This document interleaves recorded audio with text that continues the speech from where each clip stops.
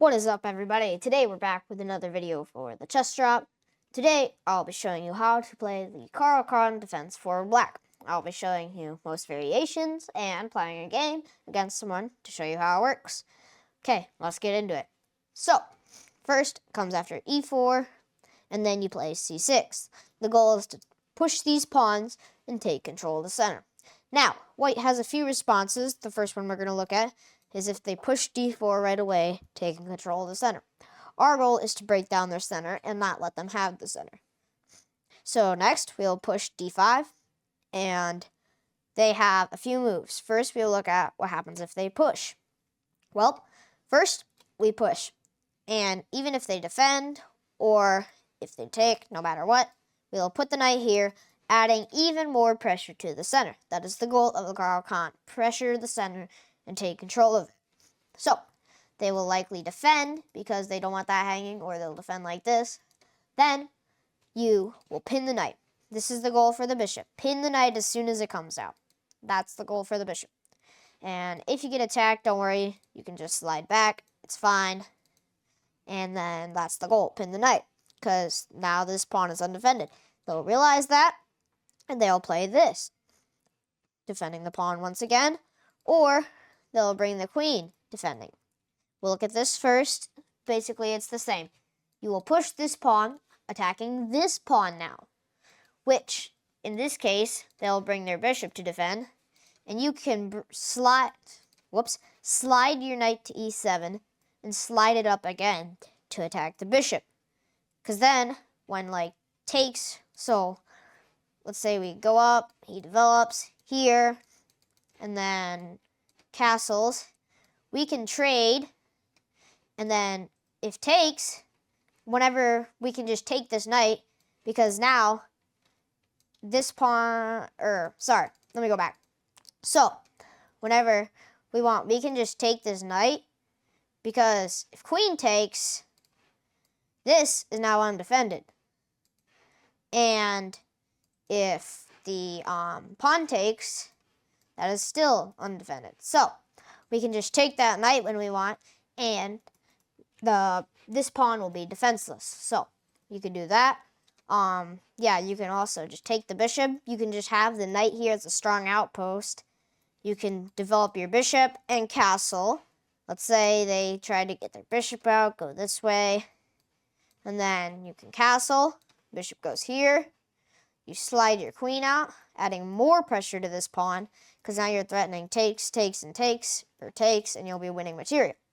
Just adding more pressure, and in most cases, you'll end up winning both the pawns. So, sometimes, if I go back here, they might not even defend the pawn. They'll just leave it and develop the knight, and you'll get to take for free and develop a piece. It'll be very nice. Most situations, you'll even win back both pawns, because you can just take, and after takes, we can take. And we're just up a pawn now, or not up a pawn, but we have the central pieces. This is still under attack, so they'd have to move their queen. They could go here and defend it, but then we could slide our knight out and attack the queen this time. So, very useful. We could even bring the queen out, double attacking that pawn. They could defend like that, but we could slide back, push the pawn, and just get those pawns out of there and take control of the center. So, that is the advanced variation. Next, we'll look at what happens if, instead of pushing, they take. Well, this is called the exchange variation. It works just as well if you take, they'll develop, you can develop your knight, and same game plan. Put the bishop out here, push the pawn, put the bishop out here, put the knight here, castle, put your queen out, and same simple game plan. So it would look something like this probably. They would develop their knight, pin it, then they would bring out their bishop attacking us, bring out our knight. If takes, this just makes our wedge stronger. And then they would castle, we could push, they could bring out their bishop, we could develop ours, they could bring the rook to the center, we can castle, and we just have 3 solid central pawns that'll be very annoying for them, and it'll be a nice game. And then next we have what if instead of exchanging, they defend the pawn? Well, I'll show you a very nice plan that goes all the way to the middle game. So first you will take, they will take back, and you can play this. Beware of the alien gambit. I have a short on that. Do be aware of that. Comment down below if you want a video showing the alien gambit. But most of the time they'll retreat, and then, they will take. You like to take back with the e-pawn because that opens up the diagonal for your bishop. Almost looks like a Stafford gambit now. So they will develop. You can develop your bishop, and then you can, the goal will be, in this specific move order, get your bishop out, and then when they get your bishop out, castle. Then it'll go something like this. Rook here, knight here, and bring it where the rook was. Because then it can come to the king side, defend this pawn, so there's no checkmate threats, and it can help in a king side attack when it castles. So let's say it castles, fight for the e file, make sure they want to control, whoops, bad arrow, control the open file. They can develop, and then knight, bring the queen, knight, and then push the pawn, make their structure, and then we can go here and bring out our bishop. They will probably move, put our bishop, oops, sorry, I made a mistake. So go back here, and they push, we can, or whatever, we can put our bishop here, and then let's say they move the rook to fight for the e-file. We can take their bishop, but they probably won't hang it, so we can put so when they put their queen there, we can put our queen here. And they might not want us there, so they'll just say, I'll block you, you can't pin my knight. But you can actually sacrifice your bishop, because after takes, you take with your queen, the king is blocked, checkmate and 1 is threatened, and the knight is hanging. So that knight needs to stay there, so they'll likely defend it with their bishop or something, defend with their queen, and then you just bring the rook forward. And it's impossible, basically, to stop mate. They would have to, sacrifice the bishop, and then you're still threatening mate, so they would have to, their king can't even move. They would have to, sacrifice their knight. You could check, or whatever, and they would just be doomed. They take, and you could take, but you don't want to hang your queen. And yeah, so you just have a crushing attack after that. Probably don't want to play the rook, actually. And you would bring your other rook in, attacking the queen, or they could take, but you would just take, and they would go on to lose this game, because you would be up 8 pieces with a superior advantage. And it's practically invincible to stop that. So that is the idea if they do that. I will show you a trap. Be very careful of the alien gambit. Don't attack this knight when it comes here, because they will sacrifice it. And if you take, you're going to get hit with some stuff like this. Check. If you move back, you'll get attacked so much, and your king can't castle, it'll be weak. And they might even play the knight, looking to attack you. I'll show you what not to do. So they'll play this, and then what you do not want to do is, just make a knight move, because then check, and your bishop can't block it, so that's very annoying. You'd have to retreat here. You wouldn't want to go here, because there's checkmate in 3. So be very aware of the alien gambit. Comment down below if you want a full video on that. I have made a short on that. You can go check that out on my channel. But yeah, so that's the only thing to be aware of. If they do retreat, I think just same game plan. You would bring out your bishop, push the pawn, bring the knight over, castle, put the rook here, and go for that same setup. That's the nice plan, or that's the nice part about the Caro-Kann. You always have a game plan for almost whatever happens. The opponent doesn't really have a game plan after the opening, and you do. You have a middle game plan on how to attack. And you will win a game eventually with that plan I showed you, where if takes, you just go on this crazy attack like this with all these moves, and it'll be a crushing attack. So there you have it. I'm going to now go play a game and play the Caro-Kann. and show you how it works in a real game. Okay, got a Caro-Kann Defense here. Okay, they play the regular, so let's see what they play after that. Are they going to defend or take? Okay, they defend. We know this line. They'll take. And I'm going to play this. It'll be interesting to see if they play the... Nope, they don't play the Alien Gambit. So, I kind of wanted them to. That would have been fun. I've never played against the Alien Gambit. Okay, I think bring the bishop out. And bishop's out is the idea. No, I think it's bishop. Yeah, here and then castle. Sometimes I slightly forget the line, so...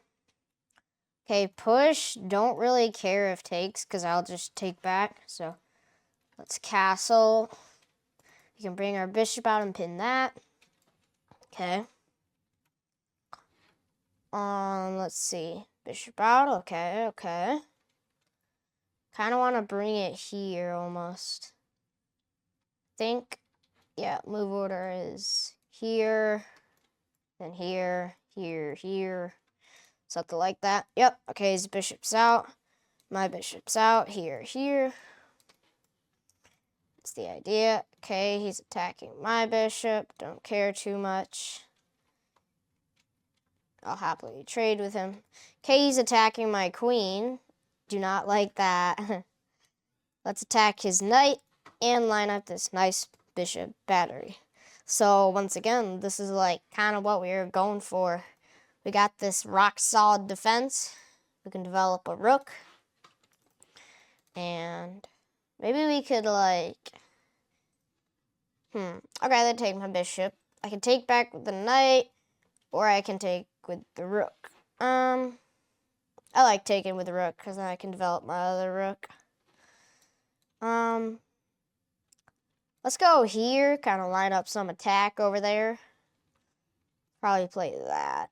Well, we'll just play this actually. Okay. So once again, all our pieces are nicely developed. His queen's not developed yet. This rook is not developed. So, okay, he's attacking my rook. I can just slide forward, attacking his bishop. It does block my battery, but then I can slide the rook over. Nah, the queen's there. Can't take because of the knight and the king. I almost want to play this so I can slide my rook over. I could go here, but don't really like that. Let's play this. Bring the rook over while lining up that again. That'll be very nice. Okay, let's see. Okay, plays whatever. Let's bring our rook over. And 3 attackers, 1 defender, so it's impossible for him to defend. Unless he does that and gets in our way. Don't want to take. I could try getting my queen over there. Or even, like, disturbing his pawn chain. I don't know. There's a lot of stuff we could play. Let's just bring the knight out and see if we can't get him up in the way. If I put it here and bishop takes, then takes, and takes, threatening mate in 1. Okay, he attacks my rook, so can't go down. I'm gonna have to go across, but I can't go there and attack his queen. So, man, I don't have a lot of squares to go to. This is one of my few squares. Can't go there. I can go here. Let's do that. He's kind of like crammed. Like his queen only has this line, and I have lots of room to work with.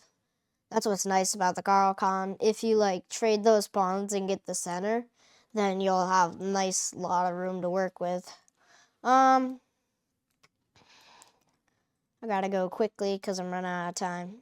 I might go here, try to sneak attack his queen. I love lining up discovered attacks like that. Or even like I don't exactly have a way to hang it, but like sometimes, like if that pawn was there, I would hang my bishop so when he'd take, I could take. And yeah. Okay, he moved. Yeah, to be expected. I could go here and trade off that annoying bishop. Yeah, I like that. Because then he doesn't have his 2 bishop pair. Be nice to get rid of that for sure. Okay, now this bishop's under attack.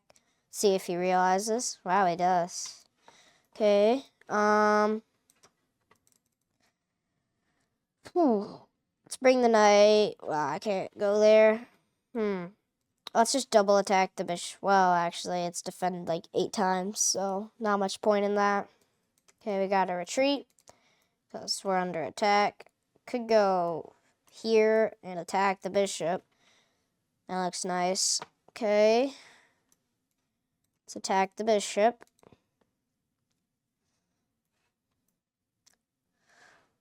Okay. Slide a rook over. Attack it again. Just keep getting that bishop away. Okay. Oh, I see. It's a nice defensive move. If check, not much for us, so let's double attack it. It's getting annoying to play this position. We can check. If takes is nice. So, because if takes, we will take, and then he's forced to take back or move. Very nice. We'll be up material.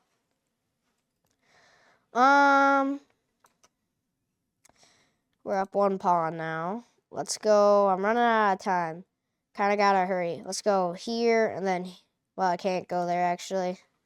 I can push and I get the bishop out. I do like that. The bottom is defended, so that's fine. Now the bishop has to move, and I can bring my queen up. Okay.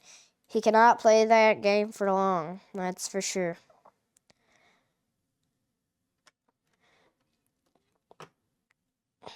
So we got a nice position, even though we do have a queen end game here.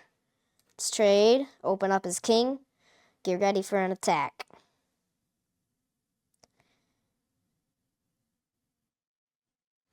If he doesn't take like this, I can push and he's forced to take. Otherwise, this checkmate. So he has to take with the bishop. We take. He has to take. Checkmate. There we go. That is the Caro-Kann defense. And hope it works out for you guys. Please comment down below what you want to see next. Please like and subscribe. It really helps me out. Thanks for watching.